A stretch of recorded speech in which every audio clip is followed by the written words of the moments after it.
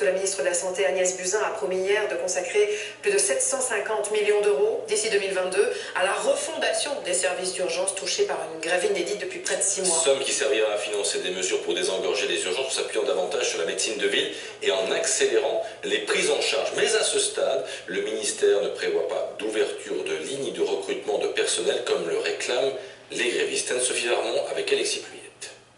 Je vous dis bonne nuit, je vais aller m'installer. C'est dans cette tente située juste en face du service des urgences de l'hôpital de Sisteron que cette aide-soignante va passer la nuit. Ça va, le temps est clément, une fois ça va aller, tous les moyens sont bons pour essayer de se faire entendre.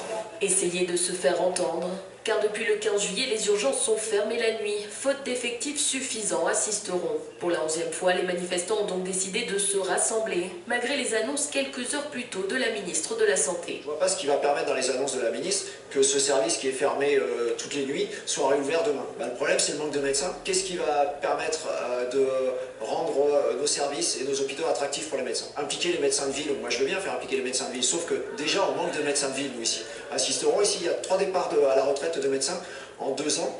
Il y a eu 1 remplacement. Une situation à l'image de l'ensemble des territoires ruraux, complètement délaissés selon cet élu. Les départements ruraux comme le nôtre font partie des sacrifiés pour l'ensemble des services publics. On va nous fermer 7 trésoreries dans le département, des bureaux de poste qui ferment. On subit de plein fouet l'oubli de la ruralité. Et pour eux, le combat continue. Demain, mercredi, la CGT appelle les salariés des établissements de santé privés et publics à une grande journée de mobilisation.